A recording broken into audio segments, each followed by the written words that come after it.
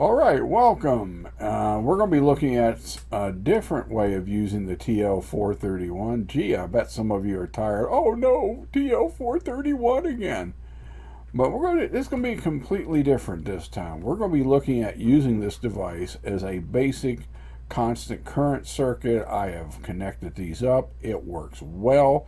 It's simple to build and test. And the nice part about it is we don't have to deal with PNP transistors. We can use an NPN transistor or a TIP120. A constant current source has two connection configurations. As a constant current source, as a source, it is connected between the power supply and the load. A constant current sink is connected between the load and ground, and the load going back to VCC. This connection here also goes to VCC.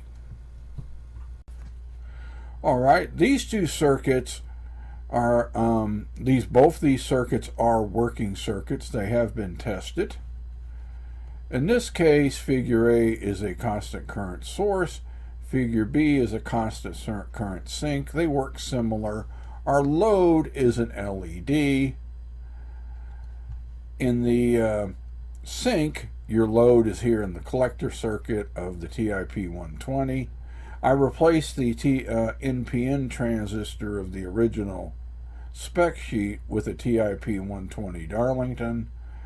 It passes through the Darlington, this resistor, and on to ground. Up here is the opposite.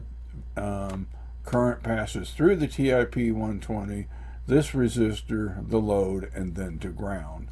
Most of our circuits, all of our circuits following this are going to use figure A, which is a constant current source setup. How does this work? The cathode and reference to the TL431 is connected between the base emitter circuit of the TIP120. Between the reference and anode of the TL431, remember it's a 431, is a bias resistor. The formula is really simple. I divide 2.5 by R, whatever this value happens to be, divided into 2.5, and that is my current through the TIP120. There is a small current called IKA that also passes through the TL431. Both pass through the load and onto ground.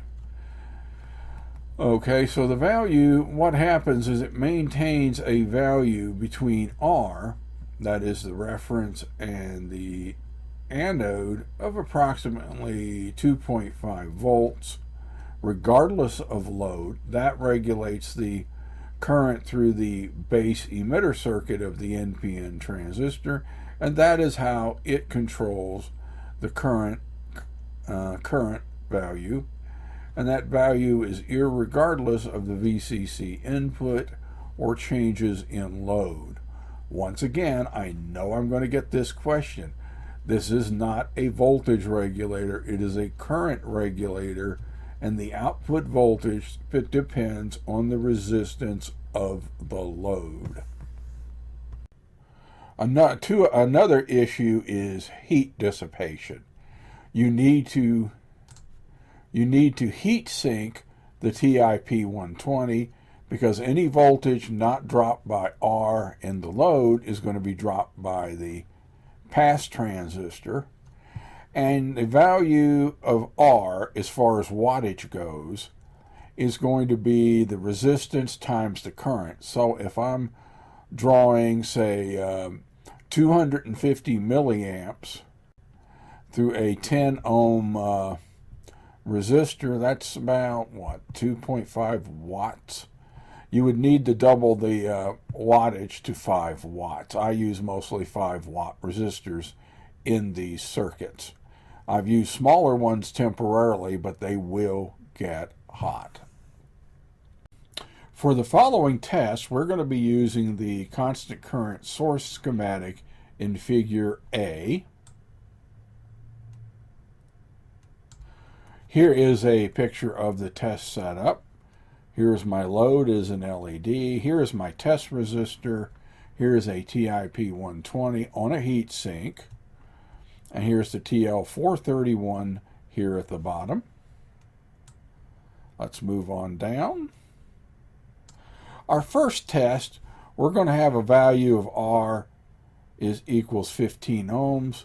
2.5 divided by 15 gives us 166 milliamps. You can see the calculation here in the calculator. Our measured current is 162 milliamps. That is very close. That you can't complain about that figure at all. Let's move to test number 2. Everything is the same, but I've made R 47 ohms. 2.5 divided by 47 is 53 milliamps. There's your calculation. 52.9 milliamps measured. You can't beat this. This is just really close. Let's try it again. Let's go with a 150 ohm resistor. 2.5 divided by 150 is 16.6 milliamps. Our measured current is 17.3 milliamps. That is just so ridiculously close, it's crazy. All right, we're back to our original circuit that it used a 15 ohm resistor that gave us 166 milliamps output. I tried this with a 10 ohm resistor and it got me a 250 milliamp output. And I tested it with a 5 ohm resistor, and the TL431 was starting to get a little warm. I don't like that. The TL431 is a fairly low power device driving a fairly high powered device in the TIP120. The base emitter current for the TIP120 is supplied by the TL431.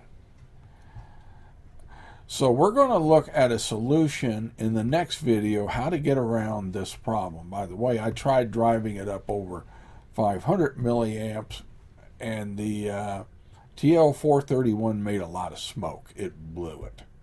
All right. So in the next video, I'll show you a way to boost the power output, a little on these resistor wattages and input voltages. Catch you on the next video. Thanks for listening. Hit the thumbs up if you would, subscribe, and visit my website at www.bristolwatch.com.